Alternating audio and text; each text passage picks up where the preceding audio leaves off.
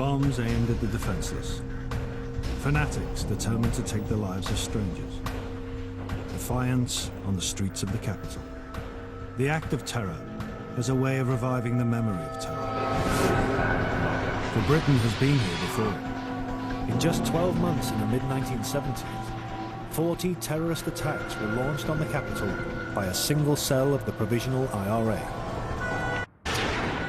The aim was to make London life so unbearable that people would demand the withdrawal of British troops from Northern Ireland. For one terrifying year, they had it their way, until they were trapped in the siege of Balcombe Street. This is the story of the year London blew up.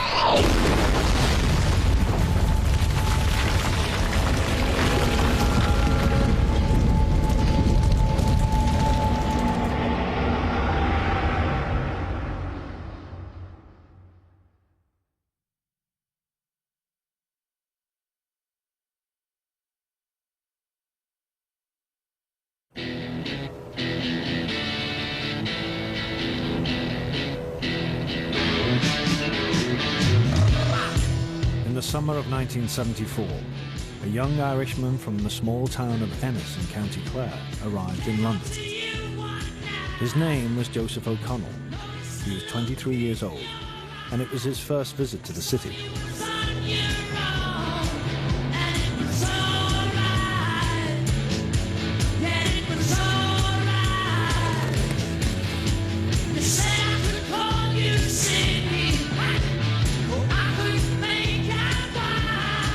O'Connell was met in London by another young Irishman from Cork called Brendan Dowd. I just got here. I want to see a bit of London. And what do you want to see exactly? You know, Big Ben, Buckingham Palace, the changing of the guard. You're shitting me. Jesus. They've sent me Christopher Robin.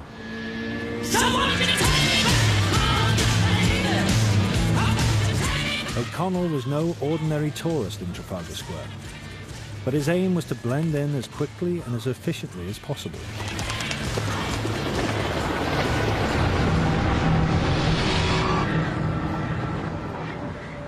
Dowd had rented a flat in a part of the city known for short-term lets. No one would notice them there, talk to them, or question them.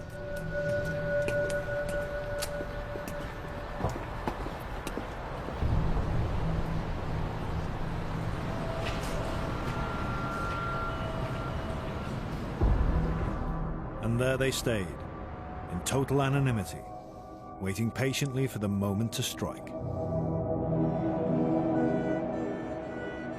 They were sleepers. They were already here, waiting for the instruction from their masters across the water to start operations. A month later, these instructions arrived.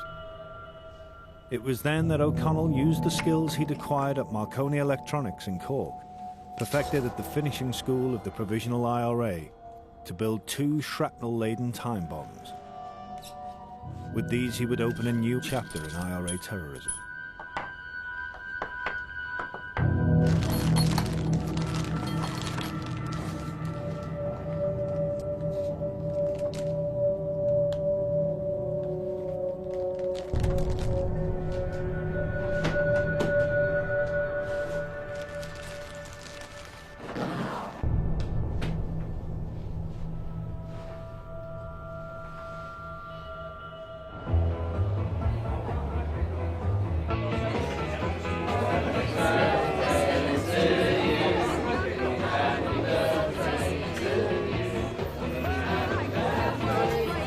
It was my 19th birthday, so I'd gone out to celebrate.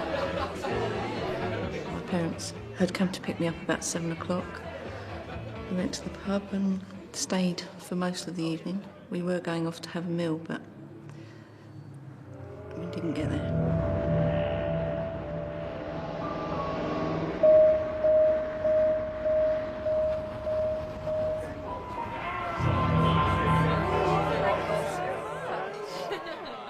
I had a charm bracelet and my parents bought me some charms for the bracelet.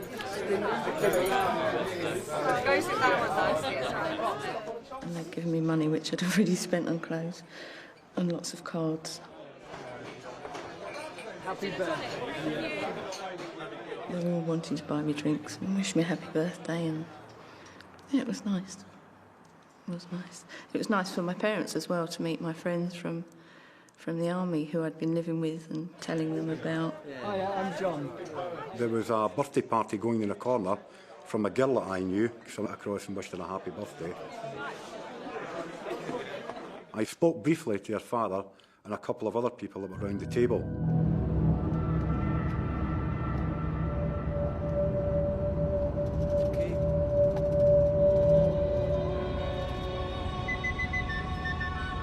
The music I can actually remember quite well in the jukebox.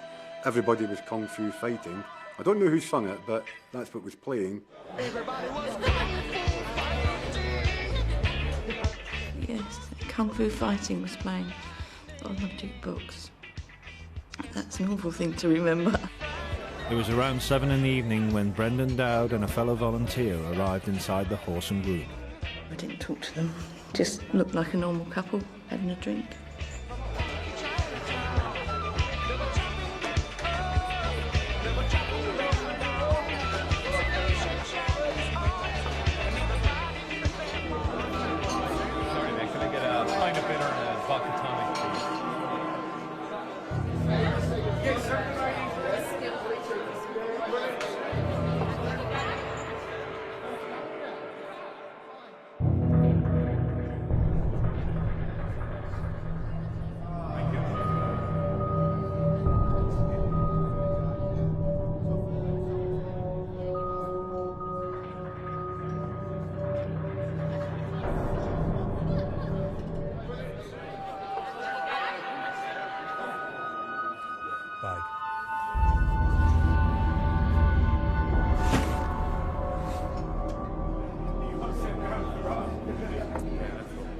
At around 8, Dowd and the girl left the pub, which was now packed with about 250 people.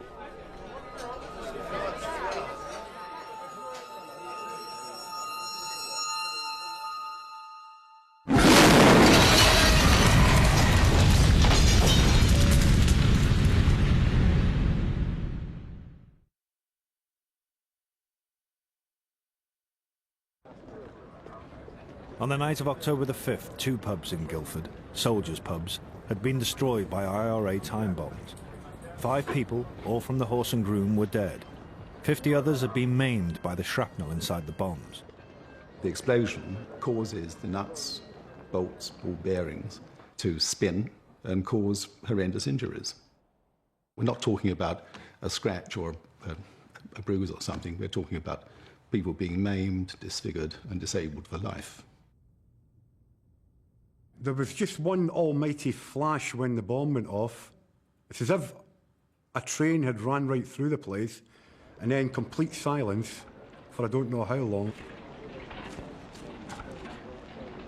What I do remember is coming round, I still had my eyes shut, and not being able to understand why everyone was screaming just because I'd fainted. I just thought I'd fainted. My mum and dad were still in the pub. I couldn't find them anywhere, so I wouldn't go to the hospital. There was actual limbless bodies, people screaming, people with a virtual backside and the backs of their legs blown off, who were getting carried out face first that were still conscious. When I saw the blood, it just about told me. When I saw 2 on the pane on the other side of the stretchers, they were dead with blankets over them, and the girls were just screaming and shaking. I saw people being taken out and put into the ambulance. I thought too much. So far, no one has claimed responsibility for the explosions. And if there is a claim, it may not come until whoever is responsible is clear of the country. With one blow, O'Connell had put the Irish question back at the top of the British agenda. Like all IRA volunteers, he'd long believed the 50 bombs in Belfast could never have the impact of a single bomb in England. The public reaction to Guildford seemed to prove it. It's their position. They want the bloodshed. Let them have the bloodshed. Get our boys out. For Bill Hucklesby of the bomb squad, the aftermath of a terrorist act had to evoke a different response. For in the absence of any sightings of the bombers, it was the wreckage they'd caused which contained the only real clues for the police.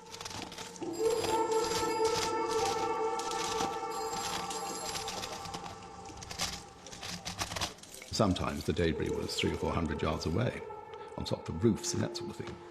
So the first step was to preserve the scene and then sweep it, literally with brushes, and collect all the debris. They actually found my charms. They were very small. In all that rubble, it was just... I was amazed, because it was just... the whole pub had gone, and they found these little charms. Not just my charms. They came into the hospital ward one day and asked me if I recognised these things in a bag, and it was my dad's false teeth.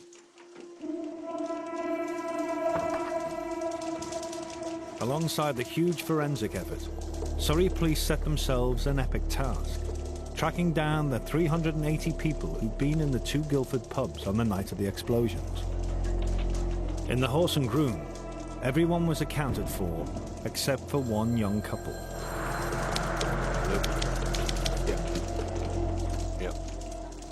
It was a very well coordinated, very well managed, very focused investigation. And it produced a lot of information. In all, I think they took some 10,000 statements. Every statement was cross-referenced. 20,000 hours of police overtime were claimed. As the police hunted for the Guildford bombers, the bombers decided to hunt the police. With breathtaking audacity, O'Connell and Dowd set out to kidnap the chief surveillance officer in the bomb squad, Andrew Gillam. Doesn't he use Scotland Yard car park? I think so, wouldn't you? No, he uses the multi-storey at Semley Place. According to the IRA's intelligence, the police officer parked his car next to Victoria Coach Station. But the intelligence was farcically wrong. Well, it was just an ordinary morning, me turning up for work into my duty as a coach inspector. And I reversed my car in here, just going to get out the door, and three men appeared from that direction.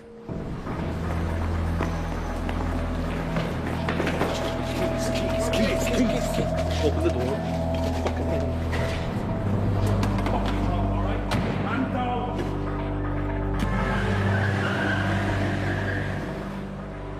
They were Irish. The first thing that went through my head, the Guildford bombings were on, and all sorts of things. I was frightened.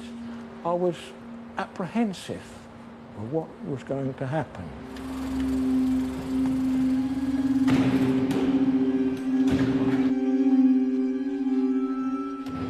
The youngest one, he was so nervous with the gun, and I really was a bit worried then because his hands were shaking and he'd got a fairly large automatic.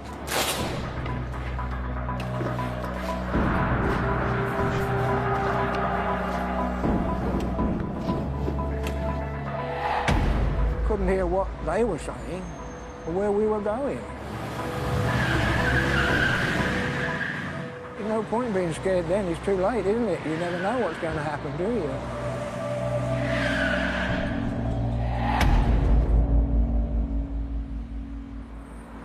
That's not him. How do you know? Well, unless he's just got a job working on the buses. Obviously, I was the wrong one. But I mean, why do you think they kept you so long? I haven't a clue. I wouldn't know. It wasn't till later when we got the full story of how they missed the bus and they'd mistaken a bus inspector for a man head of the bomb squad. Well, he wouldn't be in uniform with raid bandages and a funny hat on, would he? Basil Dalton, who'd spent 4 hours in the boot of his car before being rescued, was now the only person to have seen the IRA team.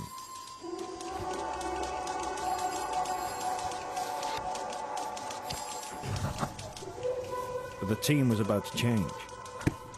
4 days after the bungled kidnapping, O'Connell and Dowd received reinforcements from Ireland. The first man was 24-year-old Eddie Butler from County Limerick. Eddie Butler? Butler had already been vetted by the Republican Army Council, but O'Connell and Dowd were given the final say.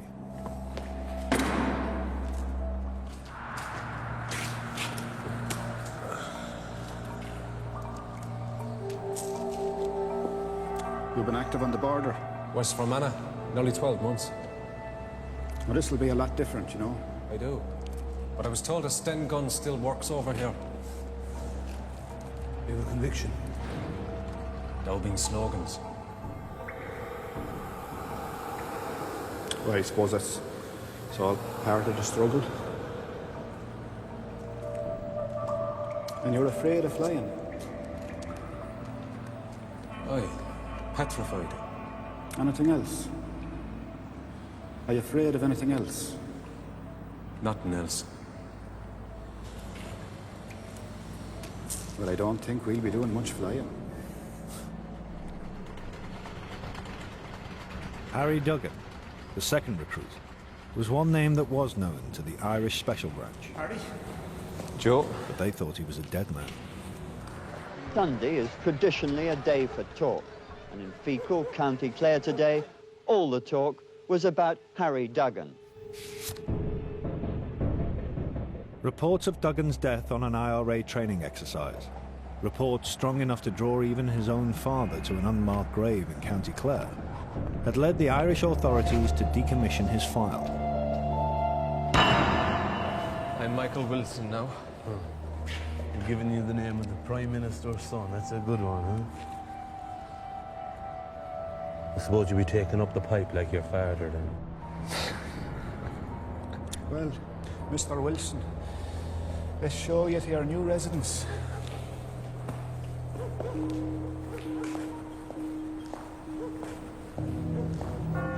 The first operation O'Connell chose for the newly assembled team was to target the Royal Artillery, several of whose regiments were serving in Northern Ireland. King's Arms, Francis Street, Woolwich. A military target. The watering hole of the Royal Artillery. So close, it practically is the barracks. It'll be a lifted car this time, Bren. One of Bren's Cortinas. He knows most of them in London by now. He'll pick us up at Sloane Square at 9, no later. 12 sticks of jelly, a box of coach bolts, which you will get, Eddie. No nails. They melt.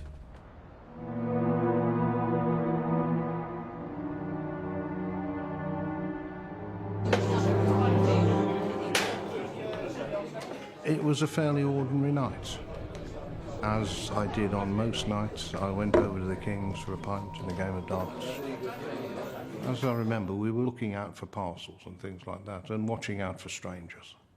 But it was one of the advantages of it being the regular and the place that we all used. We knew everyone who was there.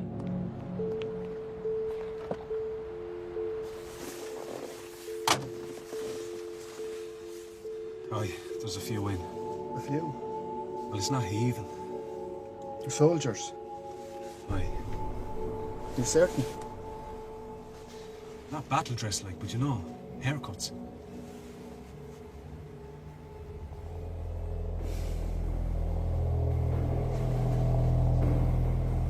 Let's do it. We go. There's some workmen around the corner. Any trouble, shoot them. Harry, you come with me.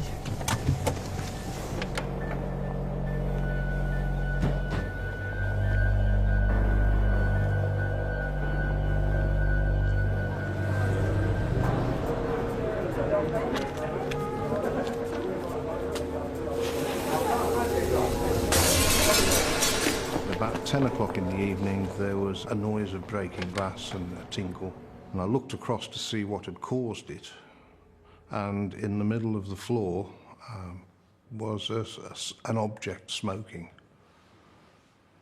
My immediate reaction was to get out. So I ran for the door as fast as I could, and I didn't make it.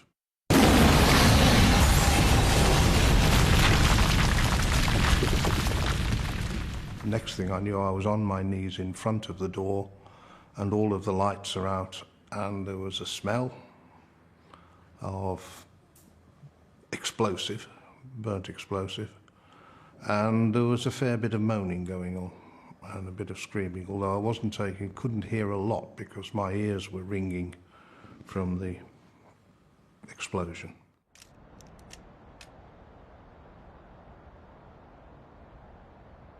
I tried to stand and I thought that the floor had gone through into the cellar.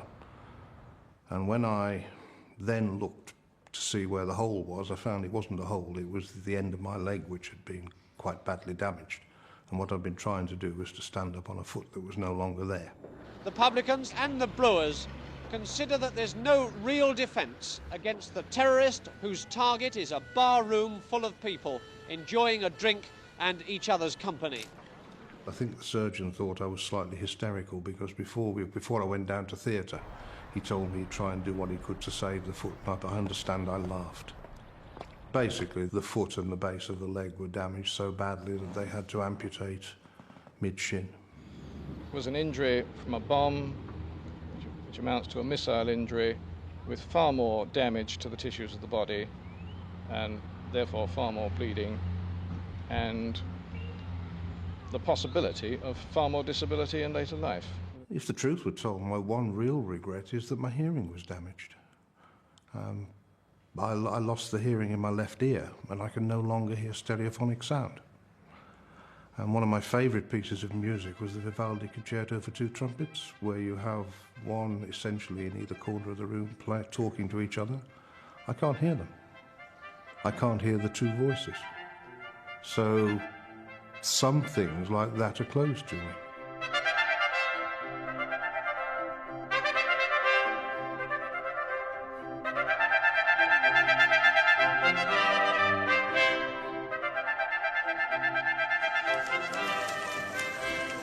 The Woolwich bomb came hard on a series of other attacks in London that included military clubs in Piccadilly and Harrow Public School. All had been the work of O'Connell's active service unit. Together they showed that this was no hit-and-run campaign and that the IRA had come to London to stay. We had at the yard an operations room and everything was plotted, and what we were trying to do there was to identify a pattern to give us an indication of where they were going to hit next. And gradually, through the scientific links and the fingerprint links, we were able to see that it was the work of probably one group, particularly the fingerprint evidence, which did show it being a team of 4 men. But all their prints meant little to the police if they belonged to people without criminal records. Nothing on our data bank. Nothing from Ireland either, from either the RUC or the Garda. They might have been born yesterday for all the information we got on them. To help find the terrorists, the bomb squad recruited a rising officer from the special branch called Peter Imbert. His contribution would become the most significant of all in the months to come. We were trying to gain information about the IRA from every possible source. Not only from our colleagues, particularly in the Royal Ulster Constabulary, but others who had had dealings with Irish extremists. And of course we were trying to cultivate informants as well. O'Connell's cell, however, remained undisturbed, with its leader determined to widen the campaign and to choose targets right at the heart of London.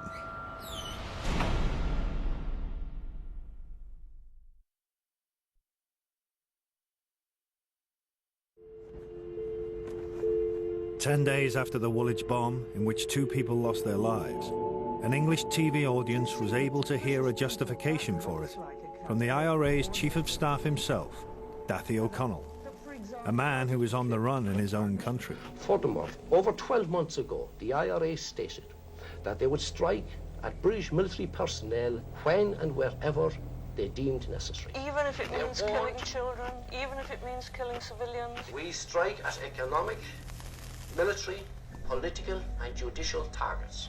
And So you're saying that the only things you've done have been those targets? Those in that classification, those are the targets. The targets were, in fact, broadcast by the Provisional IRA. I don't think any target would have come outside in some way any of those four categories. So, in other words, they had carte blanche. Stop, whoa, yes, wait a minute, Mr. Postman. Wait, Mr. Postman. They used to put these high explosive devices into the pillar box, and the bomb would shatter the pillar box. It went off like a sort of an hand grenade, you know, because it's cast iron, it just splintered to pieces. This is what the people got hit with.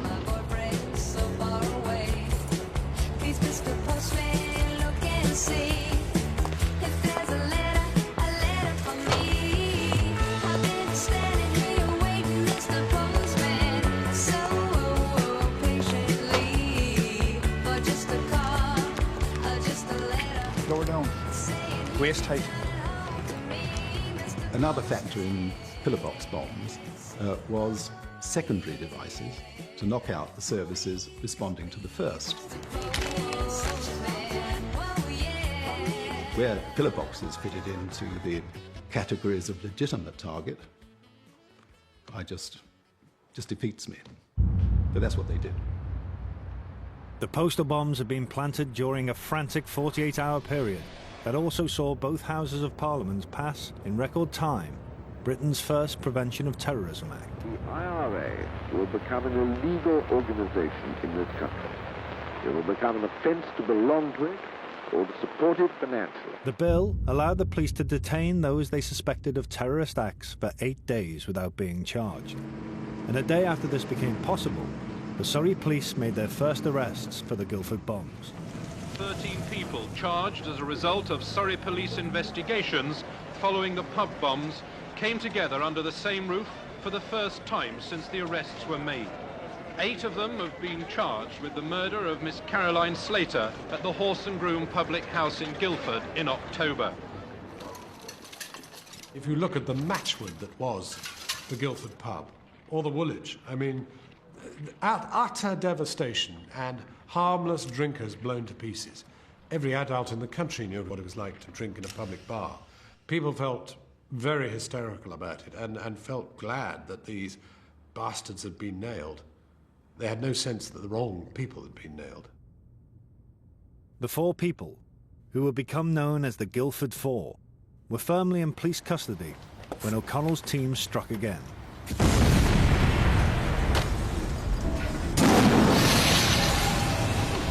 And continued to strike.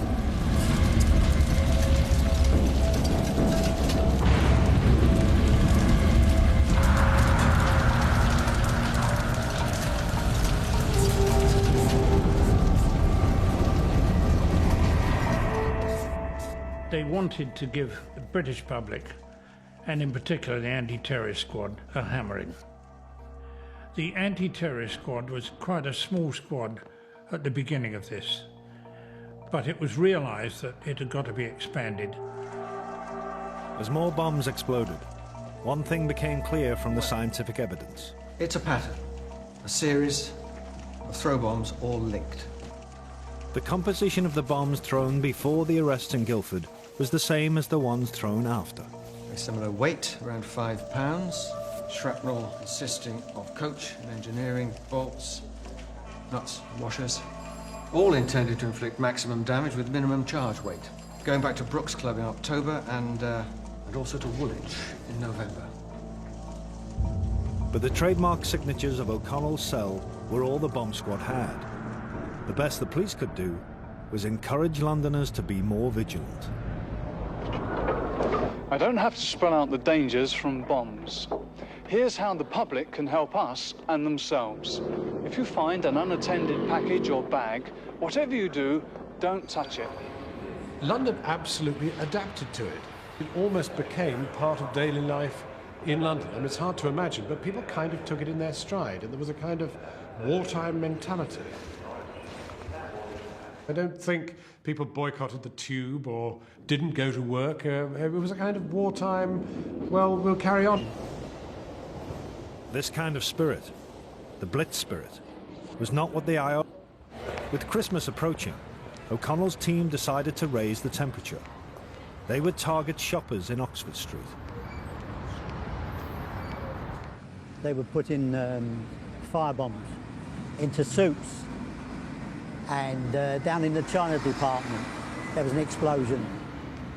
We had the police coming in to explain to us. We had classes to tell us how these bombs were made, to show us how they were made, and how to well, you didn't want to touch them actually, but I mean how they could be diffused. Diffusing incendiary bombs was one thing. Coping with 100 pounds of high explosives was quite another. In the run-up to Christmas 1974, Harry Duggan parked a stolen Cortina outside Selfridge's, which contained the biggest bomb London had seen since 1944. The call would be made to places like Reuters or Samaritans, somebody with a 24-hour reception facility. Are you the Samaritans? Sometimes the warnings would be hoaxes. You didn't know whether to treat it seriously or not, so you had to treat it seriously. There's a bomb in a car parked outside Selfridge's, Oxford Street, London. It's difficult to determine why they gave warnings, because it was totally confusing. 30 minutes. Probably less now. Yes. Tell them it's a car. I'm sorry. I've forgotten the make.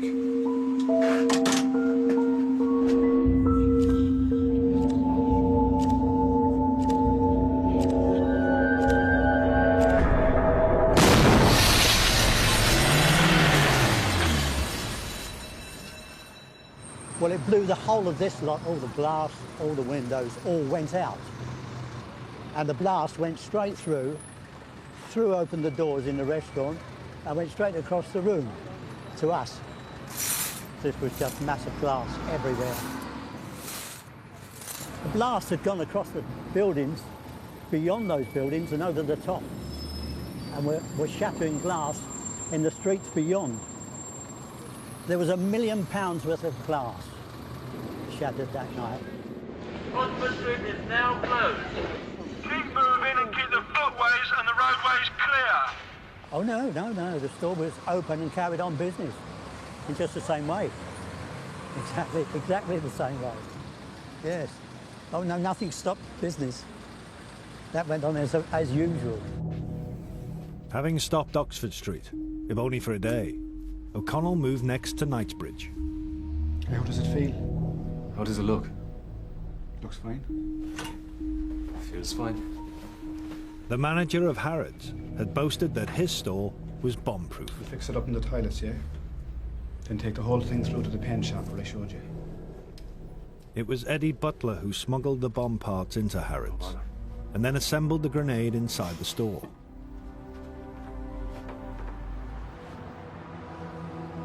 "10,000 people were inside the building that day. Did you get that? This is the Provo IRA. The code word is Cry Wolf with an E.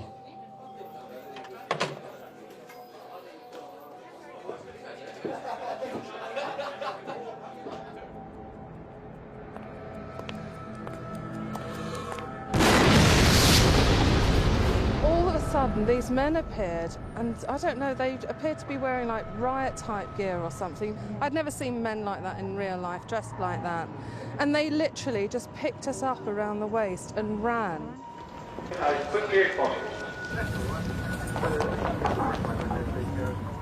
It wasn't until we got to the escalators and you saw Mr. Midgley, who was the managing director at the time, and he's going, everybody come on, move quickly, move, there could be another bomb, there could be another bomb. And so we just ran like hell.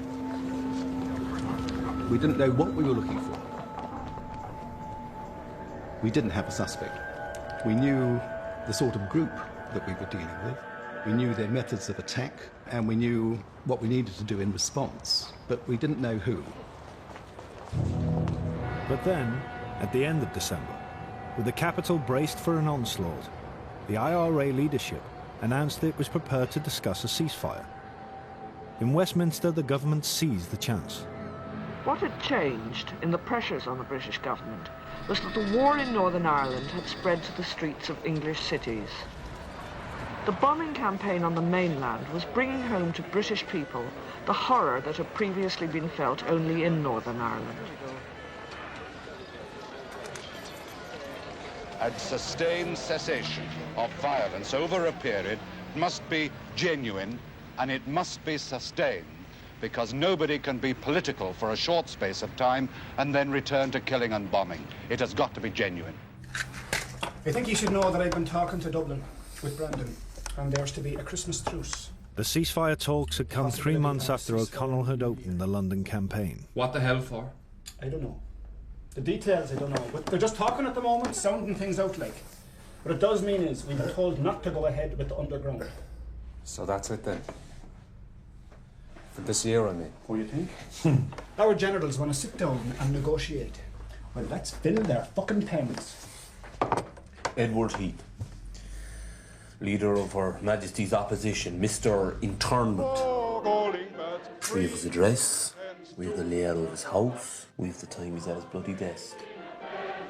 Good, well that's fine. Now the only other change... It was 3 days before Christmas when Edward Heath was targeted. But on that night, he was in Broadstairs conducting a carol service.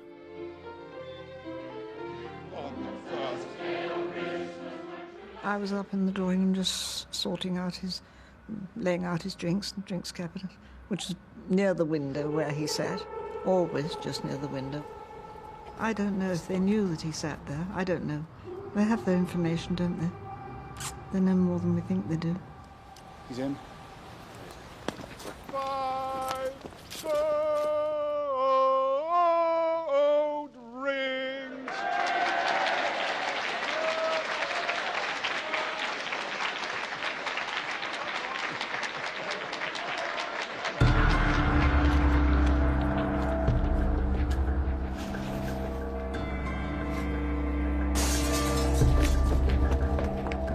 Here was meant to be the last casualty before the ceasefire.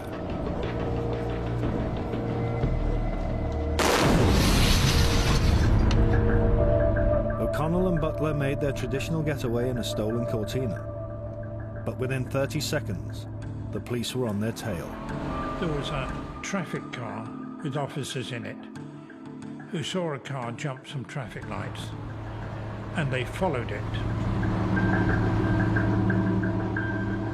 They were going to pull this car to see who was in it. But they got a call over the air that said there had been a bomb in Ebury Street, and they wanted a unit there as quickly as possible. It was like a bad dream. You know, you'd reach out to get them, and they'd be gone.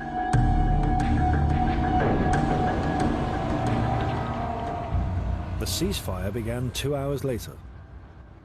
In the morning, normality was restored to London.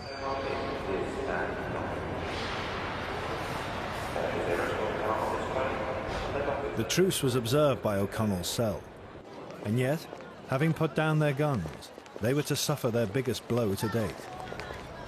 It came by complete accident. A police officer was on a burglary patrol near the IRA's safe house in Fairholme Road.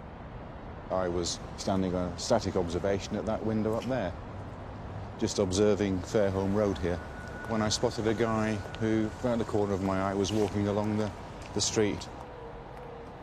He was dressed slightly differently for the area. You know, it wasn't your average student or anything like that. He turned into this street, Fairholme Road, and walked a few paces down and then completely stopped. I thought, well, that was very odd. So I came out from my vantage point. When I got to the street, just caught him disappearing round the corner to the right. And so I decided just to follow him and see where he went.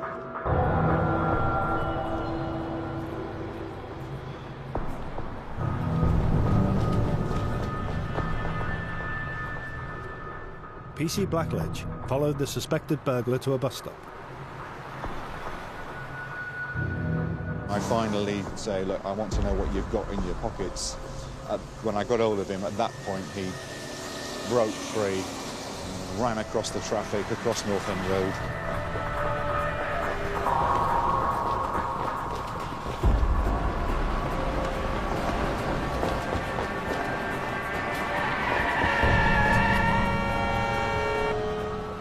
This guy was faster than me. I suppose he had more incentive to run. I become aware of this motorcyclist. As I'm running down here, the motorcyclist by now has overtaken both of us who are running. And he gets to the end of the street, gets off his motorcycle, steps onto the pavement and stands with his arms and legs sort of spread eagled.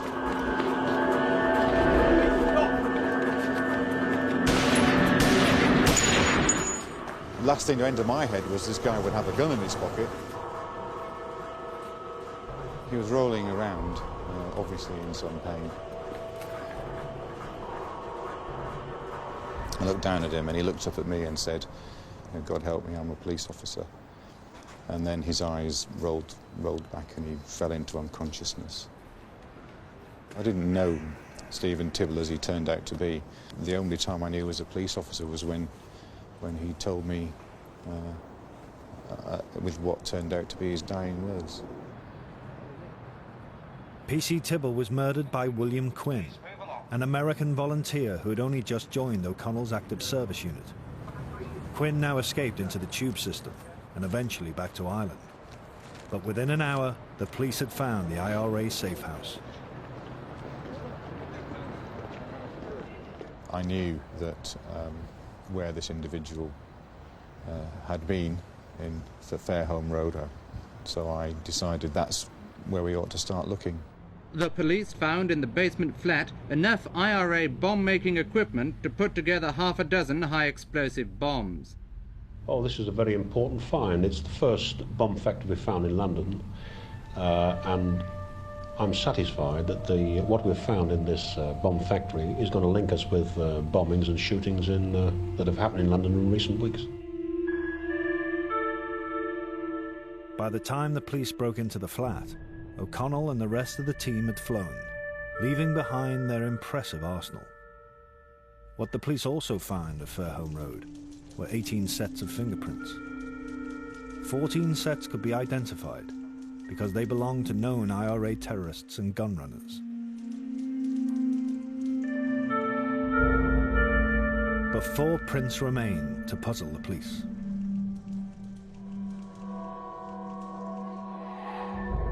And then, with the ceasefire entering its 200th day,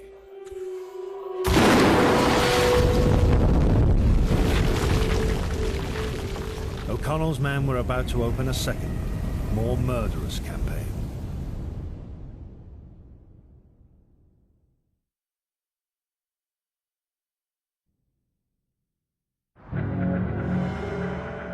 The bomb at the Caterham Arms had been an astonishing breach of the IRA ceasefire. O'Connell had chosen to reopen the English bombing campaign less than 20 miles away from his first bomb in Guildford. The Caterham bomb frankly came out of the blue. We thought that was a period of time when we wouldn't get any IRA atrocity. The bomb went off in a bar crowded with young people enjoying themselves at a discotheque. Police think the device was a... The attitude of the people outside towards the Irish was frightening. Oh, effing this and effing that, really anti-Irish. And I thought, fine, all right, the IRA, the people that do it, there's an awful lot of Irish people that are perfectly lovely and don't even agree with this. And it was horrible because I thought, God, if anybody opens their mouth that's Irish, that's nice, they'll probably get beaten up or something. It was terrible. I think the worst thing of that night was the thought that you're out for a good time and someone had got the bare face to come in, sit down, plant a bomb, and then go and know that there's so many people there. How did it go? I don't know. Haven't seen the news. Yeah, but you had no difficulties, like? I don't think so. But how can they just do that, walk in and see everybody and know that they're going to kill and devastate people's... Oh. I just couldn't get to grips with that. And there was a few there, was there? There was a few. More than a few. But don't get too relaxed. I want us to push on. I want them to know for sure this thing's begun again. The Caterham bomb, one senior policeman admitted, had been a carbon copy of the Guildford bombs.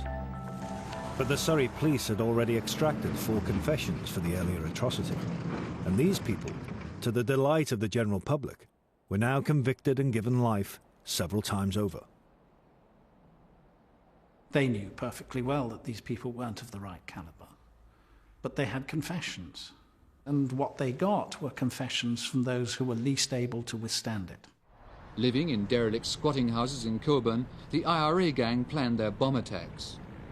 Amid the squalor, they took hard and soft drugs and kept explosives and guns. Here, bombs were made.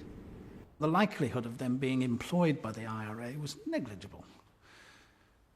They may have been Irish, but they had none of the qualities that would have been looked for by somebody having to operate in secret in the land of the enemy.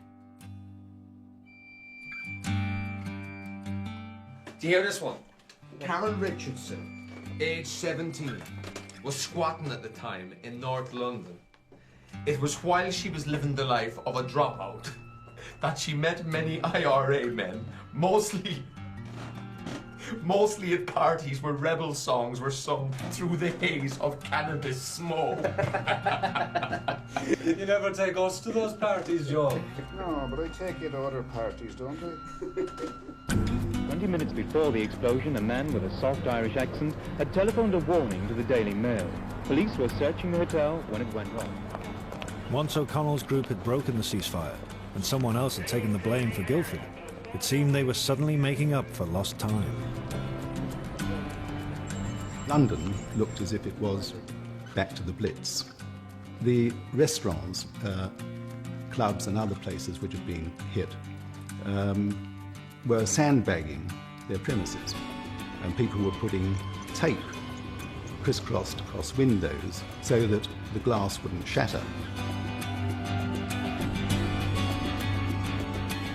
Despite the defences, the bombs kept getting through. 2 people were killed at the Hilton, 2 more in a Chelsea restaurant, a bomb disposal officer in Notting Hill, a man outside the Ritz. In a new twist to the savagery, the IRA had taken machine guns into the West End. These were random killings. Unlucky people in the wrong place at the wrong time. But now O'Connell's men decided to target specific individuals. As they turned to assassination, Brendan Dowd was replaced by a Scots-born volunteer, Hugh Docherty.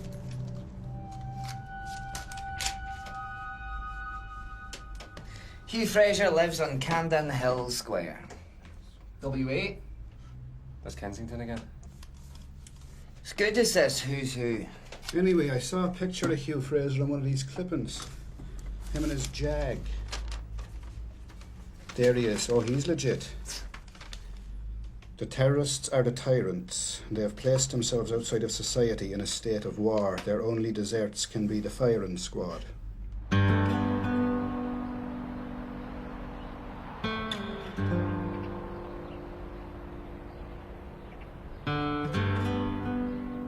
My first experience dealing with a bomb occurred in the September when a bomb was placed under the car of Sir Hugh Fraser, who was a Conservative MP.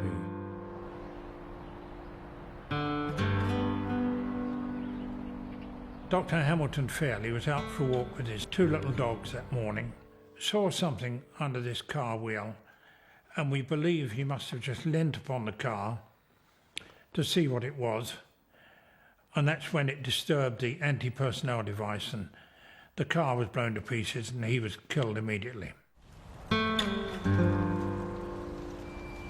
The car was on its roof in the road. There was still smoke coming from it, and parts of it were found in adjacent side roads. You know, I can remember somebody coming up and handing me a coil or a carburettor or some small component, and that had been found. It'd gone over 2 streets. And now you can just see that actually there is a heart in the middle here. The death of Dr. Hamilton-Fairley touched the British public deeply. He had been the foremost cancer specialist in the country. They didn't intend to kill him, but the bomb is the most indiscriminate of weapons. You may select a target, but if you put a bomb down to take it out, collateral damage, both human and premises-wise, is huge. It doesn't care, and they didn't care, who was involved in their bombs. It is indiscriminate. The Frasers' nanny was just arriving for work. Her car was hurled against a tree, but she and 6 other people escaped with shock and minor cuts. It's obviously a most monstrous thing to have done, to try and injure perfectly innocent people, kill innocent people. And I'm more than ever personally resolved to see that terrorism is stamped out. The one thing that stuck in my mind was all the leaves had been blown off the trees. It was that time of the year when the leaves were just turning brown, and the whole of them seemed to have shed their leaves, and so a lot of the evidence was covered by leaves. I distinctly remember coming home from school one weekend and hearing the terrible news that Professor Gordon Hamilton-Fairley, the eminent cancer specialist who was the father of one of my friends from school, had been killed in a bomb incident in Camden Hill Square in London. I think it was that incident that was a final straw for my father, who obviously been watching the mounting terror campaign on the mainland with increased concern. It is a record breaker! Ross McWhirter, along with his identical twin brother Norris, was editor of the Guinness Book of Records and a children's TV personality. And that is spoken by about 620 million people. On November the 4th, believing private citizens should take responsibility for maintaining law and order, he put a £50,000 bounty on the heads of the bombers. I think it sort of fits into his always being a courageous citizen who was never worried about putting his head above the parapet. I think that history shows that when somebody has a price on their head, that they're more likely to be turned into the authorities. It's not a particularly pleasant thought, but that is the lesson of history. I don't think I actually knew that he was going on television that particular day to say what he did. I mean, I didn't think, oh gosh, I wish you hadn't done that. You know, what are the consequences going to be? It never occurred to me.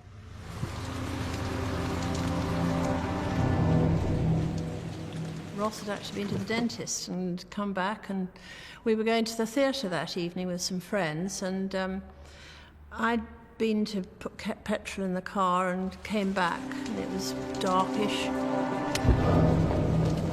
As I got out of the car, somebody came from the other side of the car, and the other one said to me, hand over the keys. And I sort of thought, strange thing, you know, I nearly chucked them in the garden. And then, as he was pointing a gun at me, I thought, well, perhaps I better hand the keys to him. And that left me without keys to get into the house, so I rang the front doorbell and thinking, oh, Ross must come and deal with these people.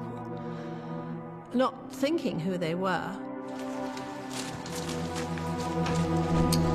He came to the door, and I sort of said, oh, do something about this, and I sort of rushed past him, and at that moment they shot him.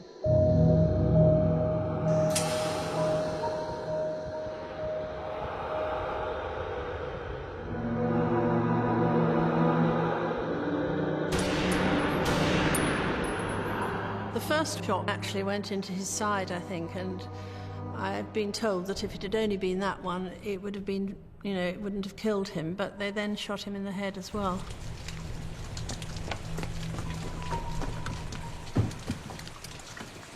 And I came and saw him sort of slumped inside the front door, and I rushed out of the front door down the path and to neighbours to try and get help.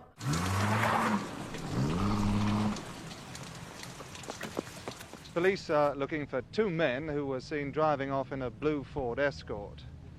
The obvious inference at this point is that it may have been the work of the IRA. I remember being summoned to the housemaster's office during prep in the evening.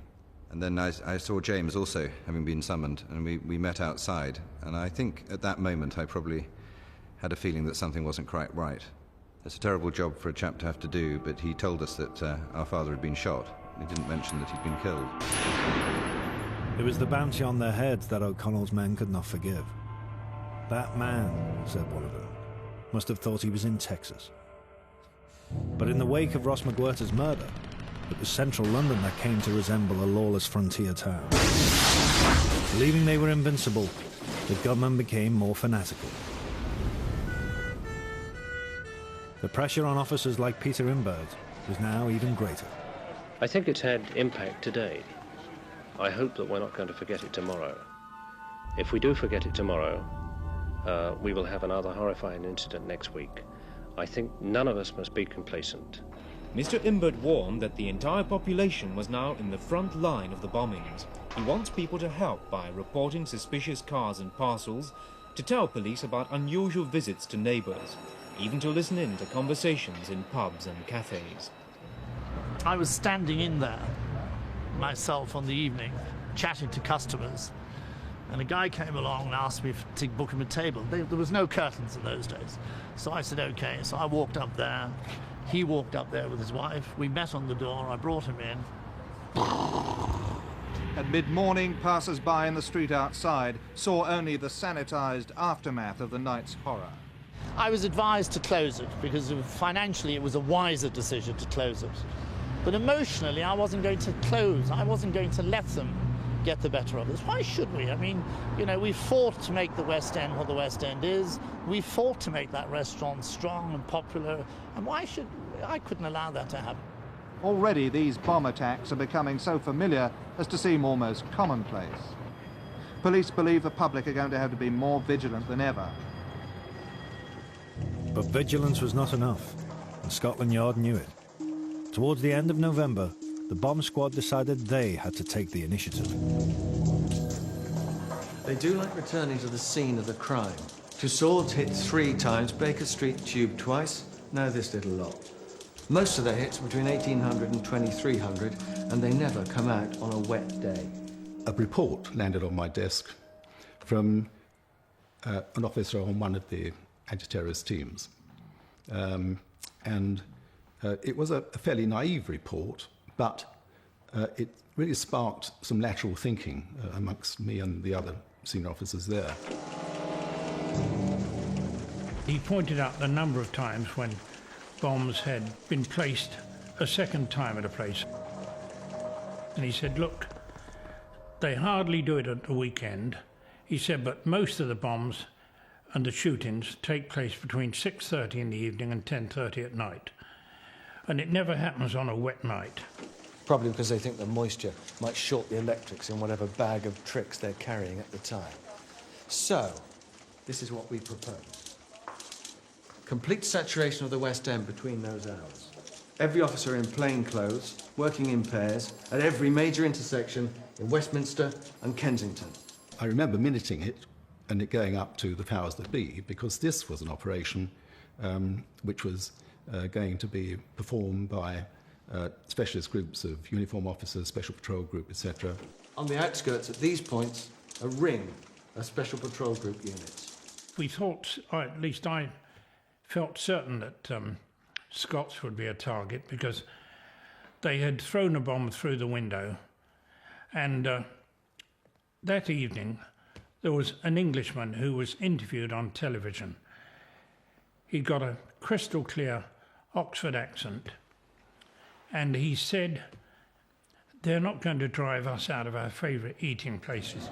The reason we came here today was simply because this place had been blown up last night, and I thought the boys would enjoy being in a place which had been blown up, and they'd find it an adventure. And we thought that if the IRA had seen that, that was a challenge to them, and they would come back to Scott's restaurant. In hope this would happen, over 1,000 policemen in plain clothes were needed. They were put on observation near likely targets, not just those that the IRA had attempted to blow up or shoot before, but places like Downing Street, Houses of Parliament, other places in Whitehall, various clubs and theatres and hotels in London. Combo was the name given by the Met to their new strategy. For 8 days it ran, with no success and near ruinous costs.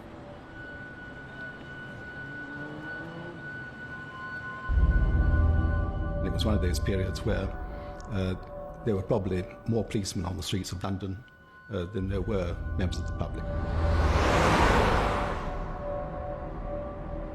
A huge number of police officers involved in that operation. It was a cold night, it was about 9 o'clock, 6th of December, and I was with a colleague, Phil McVeigh, and we were really walking around these streets, not really knowing what to do other than just to stay alert, I guess. As the winter evening fell, O'Connell's team gathered for what now was becoming a familiar routine.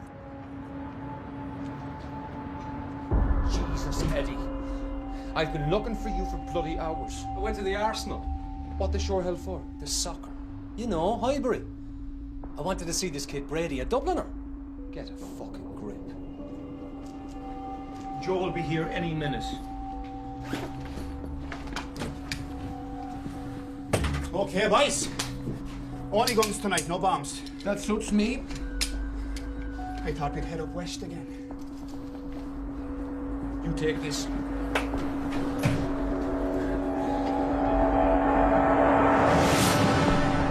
At around 8:30 on December the 6th, all four of O'Connell's team drove into London's West End in a stolen Cortina. They were fully armed, with 2 machine guns and 5 pistols. The officers at Scott's restaurant saw this Ford Cortina vehicle come round the corner. The windows went down and the IRA chaps opened fire on Scott's restaurant.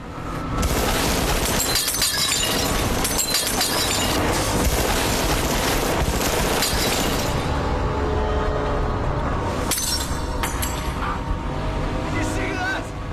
Did you fucking see that? They were actually seen in the Cortina they used, driving past, and almost immediately they shot with the M1 carbine. One of the officers had phoned through, in fact a few of them phoned through with a number, alerting all the other units as part of the containment. So our officers on observation were able to transmit this to New Scotland Yard with the index number of the vehicle they were using. And as the call came up, we were on the corner looking down towards Oxford Street. And at that point in time, the Cortina was coming over Oxford Street towards us. And it actually passed us. So we stood there looking at the Cortina and looking at the 4 guys in the car.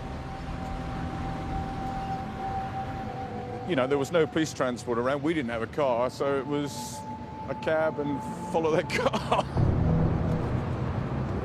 And he was excellent. He was really cool, calm, collected. He didn't panic. We said to him, you know, stay a healthy distance behind. And he followed our instructions to the T. The 4 guys in the Cortina got out and started to walk back towards Baker Street. We got out of the cab and started to follow them.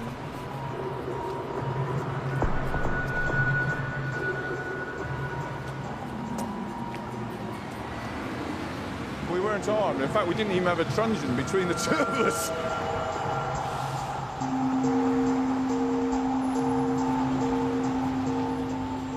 Why they stayed together as a foursome, God only knows, but they did.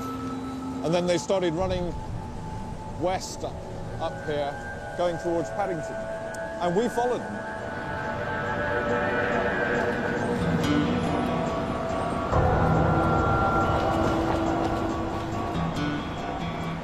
We were a little way back, and they turned around and started to fire shots at us.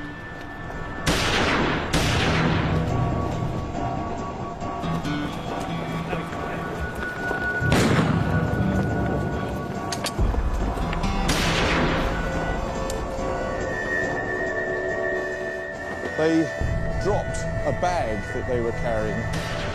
This bag had firearms in it. And I think one of the reasons why they did was because at that time there was a lot of police sirens going off. An SPG carrier carried on up the road and they cut in front of the 4 guys.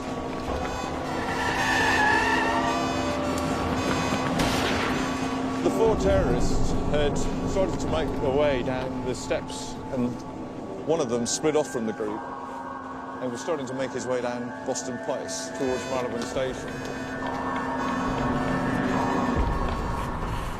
He was on this side of the road, and I lost him from my vision.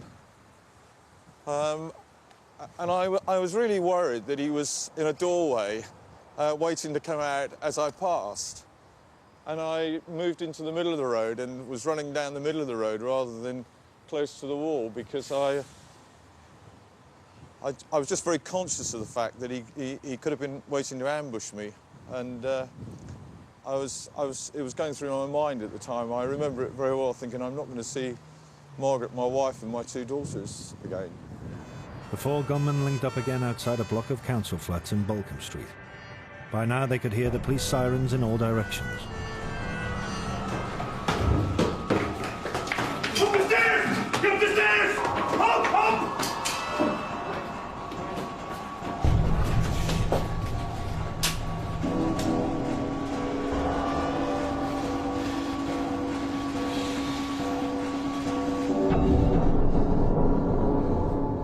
When I got down here, I was still very much on my own at that stage.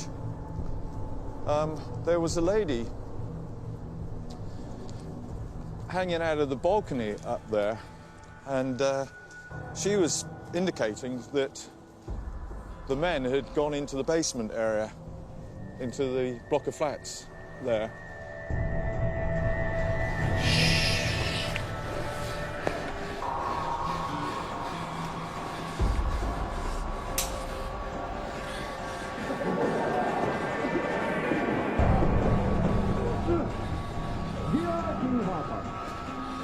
Just not inside of here, did he? Just the line to turn of the ear. Long before, they were really strong.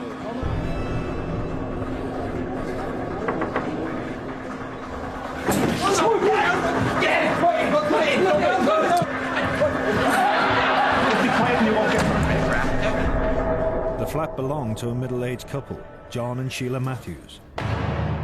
They were to become the centre of national attention at the siege of Balcombe Street.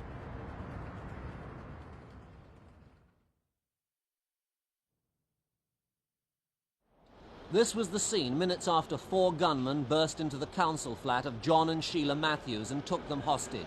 The area was sealed off, neighbours were evacuated, and police marksmen took up positions. I was with my husband. We were watching the television. The 10 o'clock news came on, and it just said there's been an incident in Dorset Square. Well, Dorset Square is just adjacent to Balcombe Street. And I said to my husband, I said, gosh, phone up Sheila and see what's going on.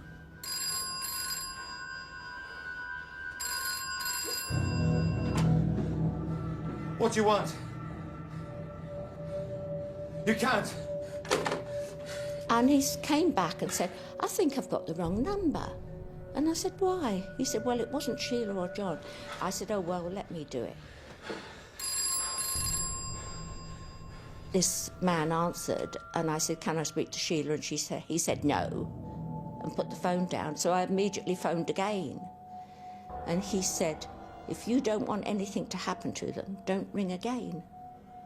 So I put the phone down and immediately did a 999 call. I said, they're in 22B Balcombe Street. That's where they are. And, oh gosh, I was trembling. It was such a shock.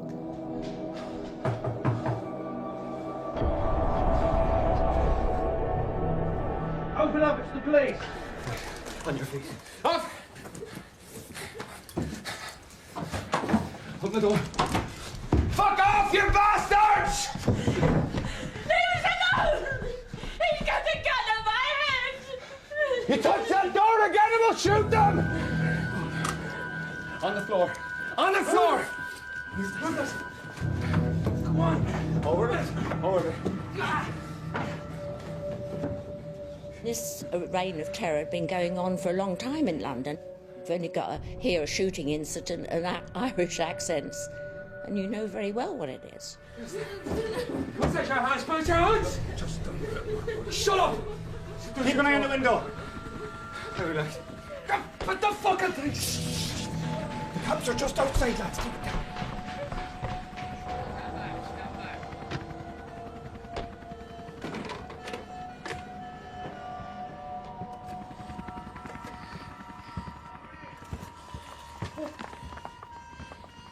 Scotland Yard. This is the provisional IRA. We're in the flat in Marylebone and I've got 2 hostages. Tell them your name. Up it! John and Sheila Matthews. Did you hear that? The Matthews. They said they were provisional IRA and they wanted a plane to Ireland. Was anybody hurt? Not so far as we know. Do you know what the condition of the hostages are at the moment? Well, again, as far as we know, we haven't been in communication with the flat, but as far as we know, they're fit and well. I phoned Scotland Yard and they wouldn't tell me anything. They said, well, who are you? I said, I'm Mrs. Matthews' sister. How do you know it's Mrs. Matthews? I said, I just know. I said, believe me, I know. And I was getting, well, raised my voice somewhat. So he said, yes, he said, they're a middle-aged couple living in the 2nd floor flat in Balcombe Street. I said, that's right. I said, 22. I was at my brother's house in North Oxfordshire. A call came through from Detective Chief Superintendent Jim Neville to say they were holed up in a flat. They'd taken people hostages and that they were well armed. You know, the IRA people were. And he suggested that I came back to London. They're not going anywhere, and they're not getting any plane to Ireland. Are you going to make any deals at all with them? No, we're not going to make any deals at all. So I said to Jim Neville, well, congratulations on cornering them. I said, why don't you get them out? I'll see you tomorrow morning at Paddington Green Police Station, and we'll start the questioning then. About midnight, there was a knock on the door, and it was my parents, and apparently there had been a news flash, which my parents had heard because they were out, and they said that a young couple were being held hostage in Dorset Square. Well, we were the only young couple in Dorset Square, so my mother rushed round here, sweet-talked her way through the police and said, it's my daughter, it's my daughter. And they let her come up, the police came up with her, and also the BBC followed her up, and the BBC never left. They just took up residence for the week. Softly, softly. This was the strategy the Met had decided on during the first hours of the siege. The gunmen could see reinforcements being drafted in, but they also believed that police marksmen were now in the hallway outside their barricaded room.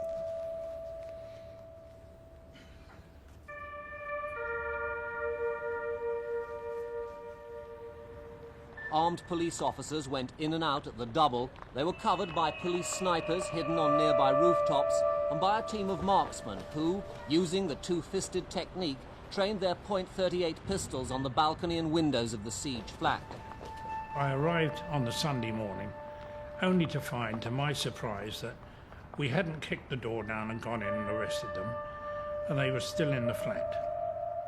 And I was met with the welcome from the Assistant Commissioner, the Commissioner, Jim Neville, my Detective Chief Superintendent, and they said to me, right, you're going to be the negotiator, you're going to negotiate with this team.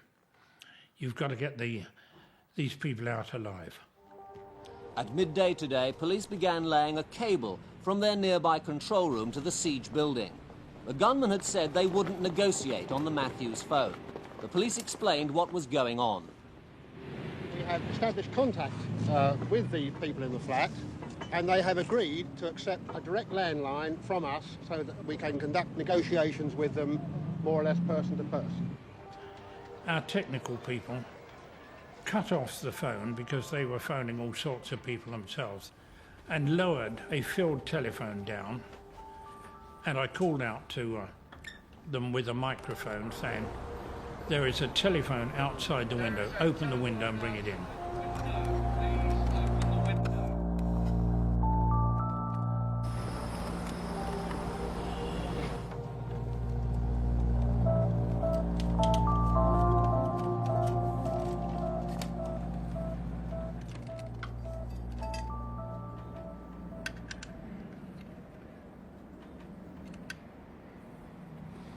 It's clean.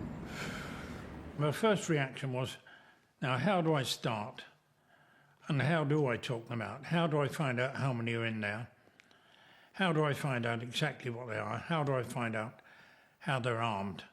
You know, there were a lot of things that concerned me. But I thought, well, once we get going, we'll be all right. The problem for Peter Imbert, however, was that the top man at Scotland Yard had left him very little room for manoeuvre. Anybody else. They are not going anywhere. When they emerge from that room, they will come out under arrest and they will stand their trial like any other criminal. I had never been faced with a situation like that before. I realised they hadn't. And so there was no telling what they were going to do. There was no book about it. There was no instructions. I spoke to them and I said my colleagues and I had been chasing them for a little while and we were bound to meet up at some time, and this was the time. It had come to that now. I said, you can call me Peter. I said, what's your name? I'm Tom.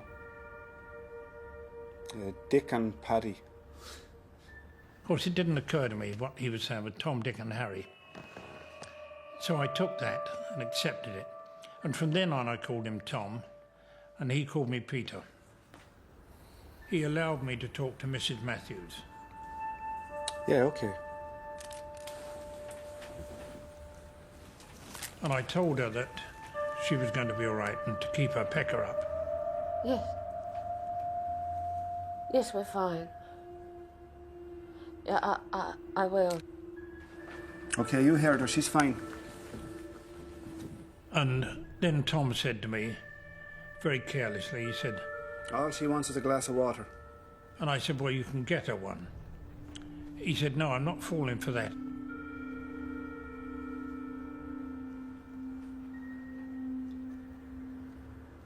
Your fellas are all over the place, aren't they? Which indicated they hadn't got access to the kitchen and that they were in the front room. The 4 gunmen and their 2 hostages are now confined to the 13-foot by 16-foot living room which fronts onto the square. And a few minutes ago we saw drinking water being lowered by a policeman from the floor above onto the balcony and then swung into the living room. The outside broadcast unit turned up and they put a hoist up through our kitchen window and brought up blankets and towels and fresh linen and shirts for the reporters, a bottle of whiskey and lots of food. And we just set up camp in the living room. The BBC had a very prominent house. We couldn't afford anything quite as grand, but could pay people a fee to go up to a window and with a bit of aspect. There were kind of various vantage points where you could at least see some kind of action going on. The journalists, though, could see more than the gunmen, and inevitably they became their eyes and ears. We presumed, and in fact I think at one point were told that they had a radio in there, and that in fact the terrorists were listening to our output. That have been doing our bombings and shootings for the last 18 months. And therefore, at some point in the siege, there was no question that we became part of the dynamic, that we were being fed tough, tough, tough stuff to sort of endorse what the negotiators were saying on the phone. How do you think of...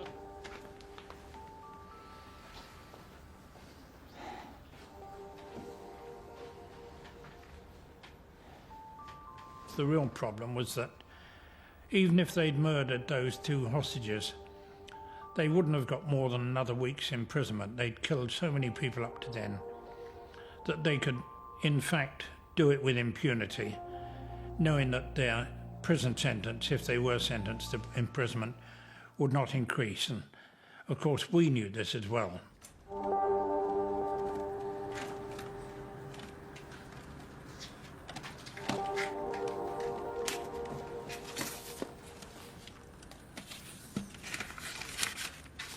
I think they mainly listened all to her records. All her yeah. She had loads of records of Engelbert Humperdinck, and ironically, one of them was "Please Release Me." Please release me, let me go. For I don't love you anymore. It's good.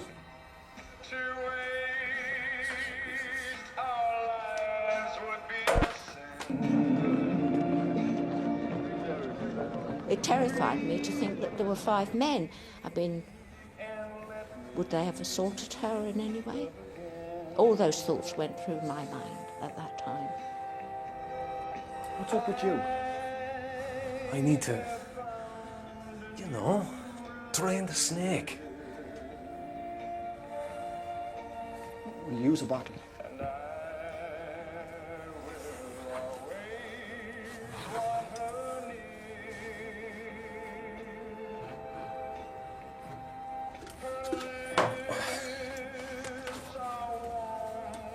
It wasn't a terribly big room, not for 5 men and a woman. It was awful for her. Yeah, it was terrible. Awful for her. No one will ever know. Jesus, can we listen to something else other than Engelbert Humper bloody drink? I like it. She likes it too, don't you, love? We both like it. By the second night, no one inside the flat had eaten. There was no access to the kitchen, and the police had refused O'Connell's requests for food.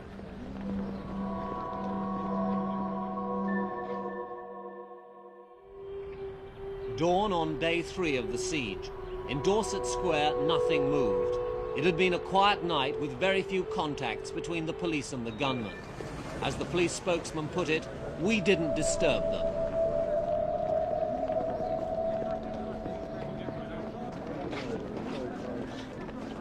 It will be as long as the medical advice that we are getting assures us that we're not running into any danger to health. You must be getting pretty near that danger line now, though. Well, no, actually, it's quite remarkable how long one can exist, so we're informed, without food. Liquids are a different matter, of course. Throughout the whole of the siege, I didn't make any immediate decisions. What I did was to say, look, I will have to ask somebody about that. Why can't you make a decision yourself? I'm only a detective superintendent. You know, I can't make that sort of decision. He'd asked for something, and I said, well, I've got to ask my governors about that. We'll put your governor on the phone, I'll talk to him. I didn't allow them to think that they could demand anything that was within reason. Go fuck yourself. He told me to go and have sexual intercourse with myself in the most aggressive way, of course. You can understand that.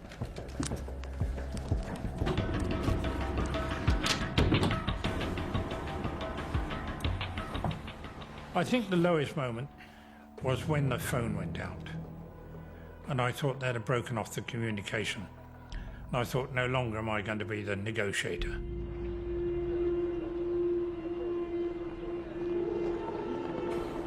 I think we all fell victim to Balcombe Street fever, which was a complete inability to leave the place, because we were absolutely convinced that if we ever left, the thing would blow. I think we were pretty clear this would end very violently and very unpleasantly.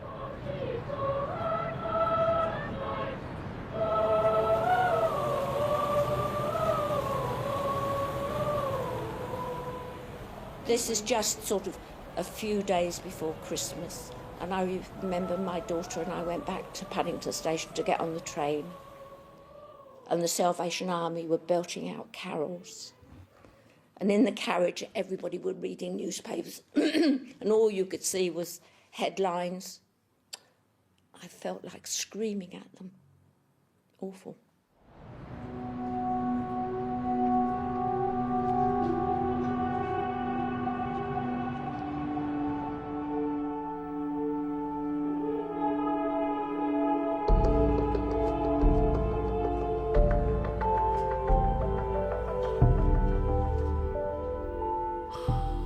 Sleep?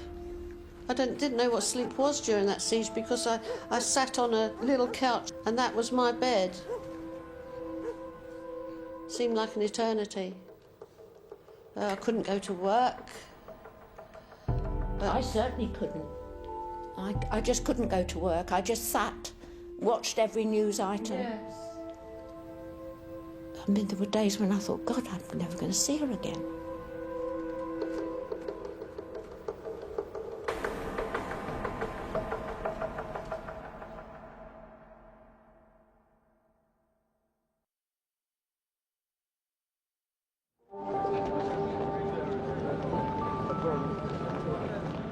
another 24 hours slipped by, and since O'Connell had jettisoned the phone, there had been no communication at all between the gunmen and the police.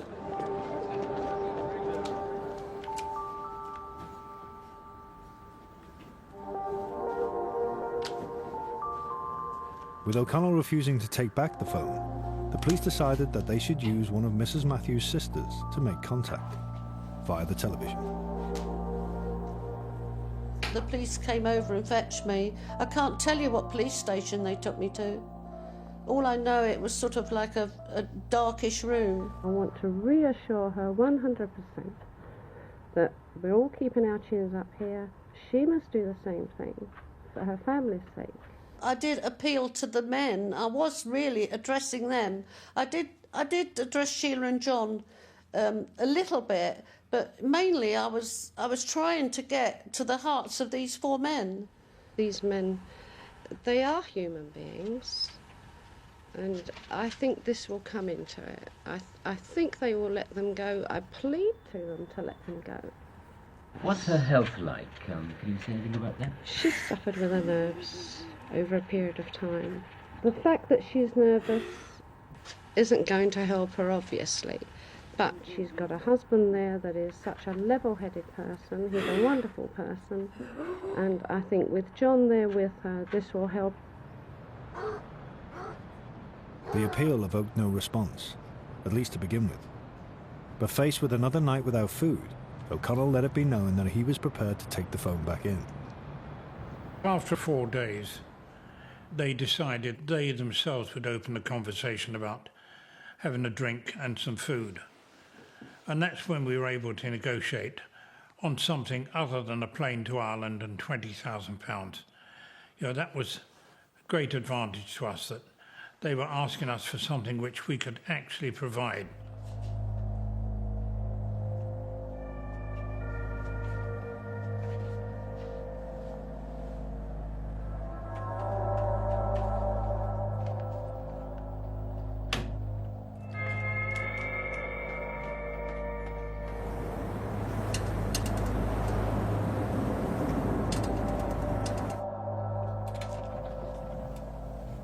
The soup.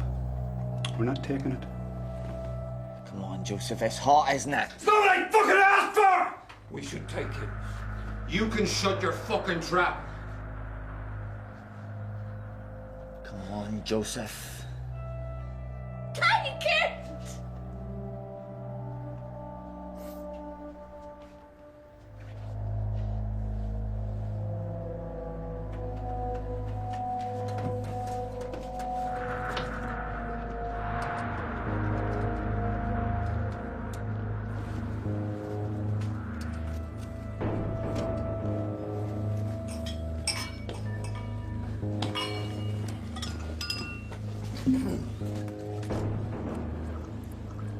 Come on, taste it.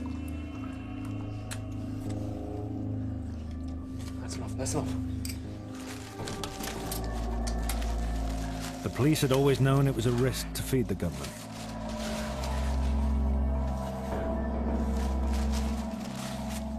With food inside them, it was likely that their courage and resolve would return.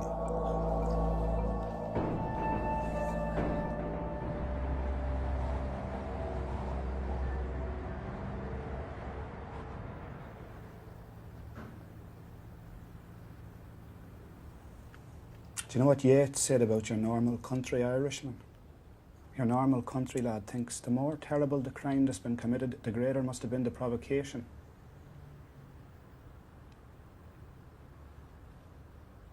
Yeats said that. Sounds like Arthur Guinness speaking. You see, I don't think the Englishman believes that. He just sees the crime. Provocation doesn't enter into it. You know, it won't be a picnic if we're caught. An English jail, Eddie. It won't be like Long-Kesh.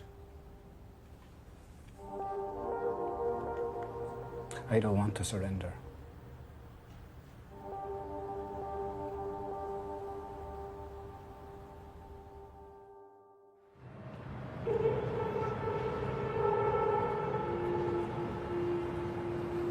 As the morning came on the 5th day, the gunmen were steeling themselves to make a breakout with the hostages.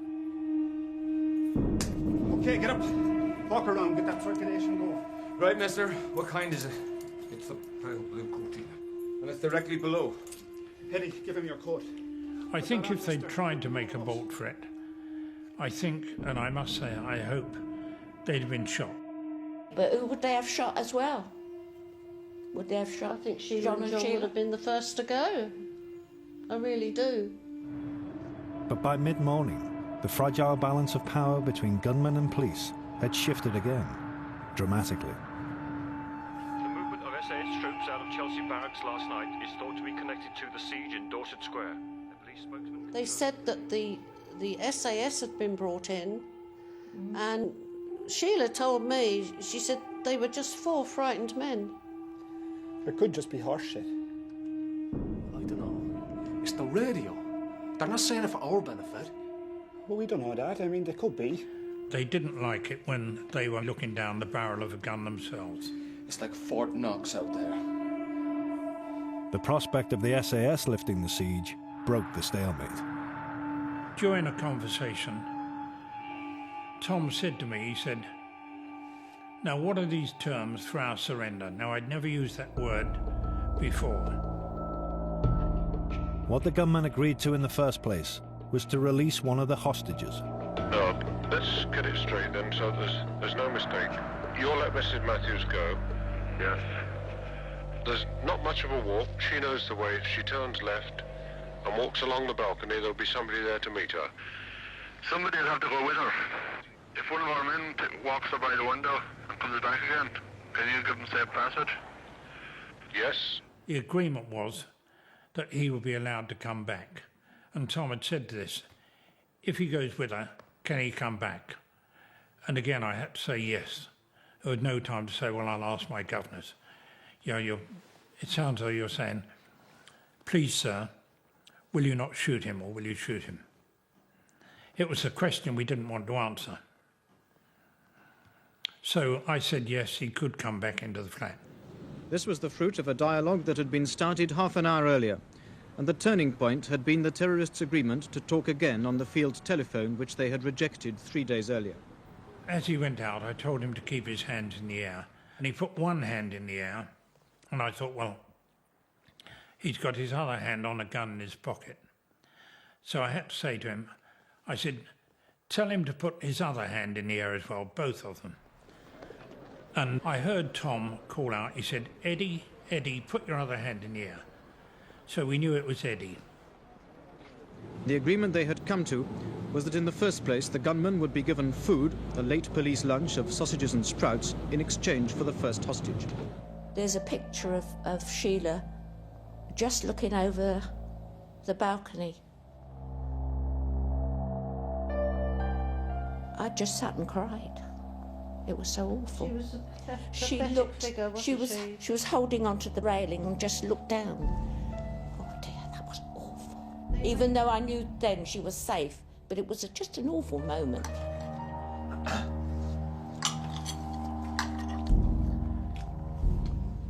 I think we all knew that it had turned in our favour completely at that time. But then we had to make sure that there was no mistake on either side, that they didn't bring a gun out and shoot somebody, and that none of our fellows who'd been waiting for them for a week had got trigger happy and thought that they were doing something silly. Okay. Okay. Yeah. If that's what you want, okay. No, we'll be unarmed. Okay, hang on. We're to go out one by one, and we leave our weapons here. Just a second.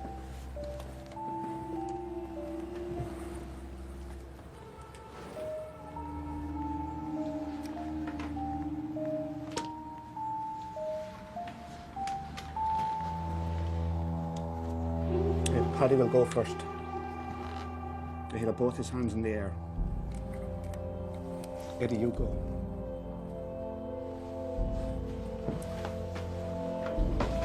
Here. Take this. Just in case, like.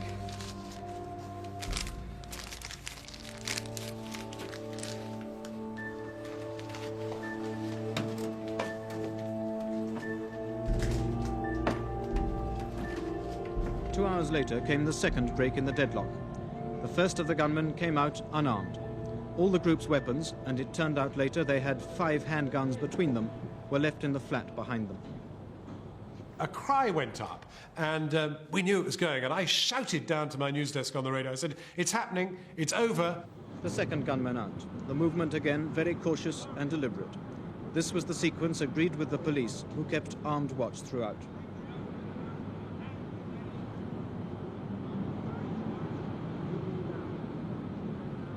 Tom said to me, "What next?" And I said, "Well, now, Mr. Matthews." But there were firearms teams all round the flat. I didn't want anyone to think that he was a terrorist and shoot him. That would have been disastrous. So I said, "Tell him to keep his hands above his head." There was, of course, still the other hostage to come, and he was the next out. Police said later that this order had been agreed on, with Mr. Matthews released after the first 2 gunmen, but before the other 2, because they would have been a little apprehensive if it had been done any other way. And he was taken into the next flat as though he was a terrorist. He was pulled in by the firearms team. And that was the safest way to do it. Okay, Harry. I'll see you in Ireland, Joe.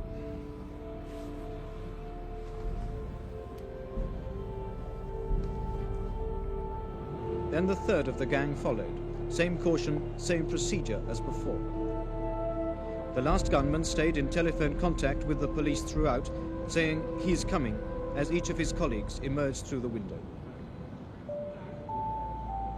The final stages when they were coming out, although one keeps a calm exterior, inside you're churned up.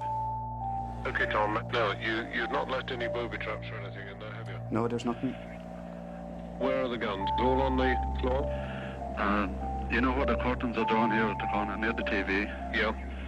They're just all there, okay? Okay. Are they unloaded or loaded? Yes, they're loaded. They're loaded. Okay, don't touch them. They'd had them for a year or so before then, of course. And they'd been shooting people with them. And it sounded silly, me saying, "Don't touch those weapons." Okay, Tom? All right. Yeah, I'll see you at the station later, okay? See you, Nick. Don't forget now. I'm putting the phone down now. It's okay, is it? Now just a minute before you put it down. Okay. Don't forget, hands above your head and keep them there. Yeah, okay, right.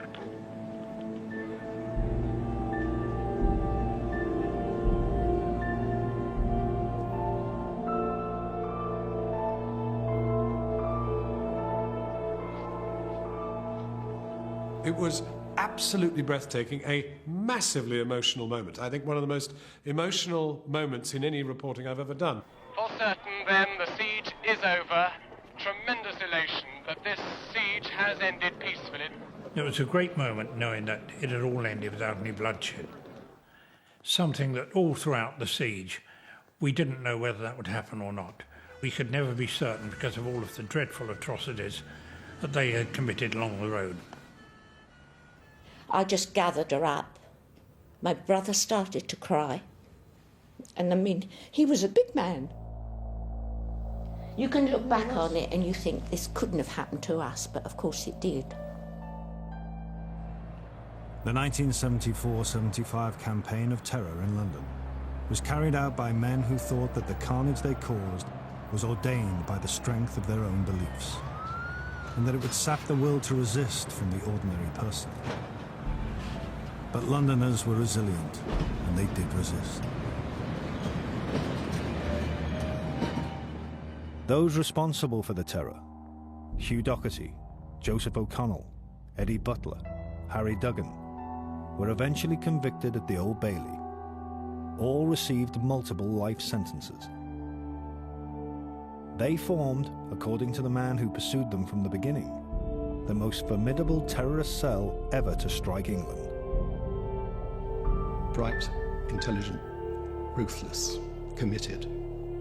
no conscience at all. No apology for the dead and the injured. No apology for what they had done, which they considered to be justified because they were at war with England.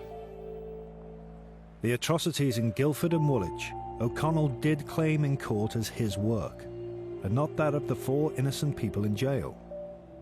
Despite this, the Guildford Four were to spend another 14 years behind bars before their convictions were quashed.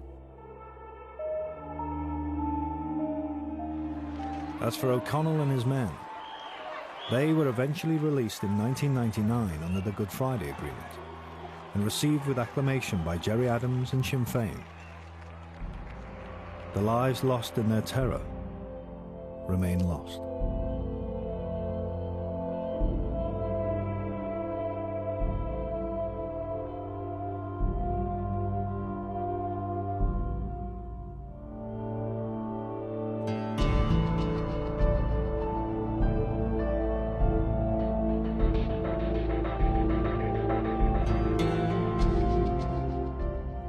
Put the events of 1974 to 5 in order at channel4.com/history. Confusion and misconception surrounding a condition affecting 10% of the population. Dispatches exposes the dyslexia myth next Thursday at 9.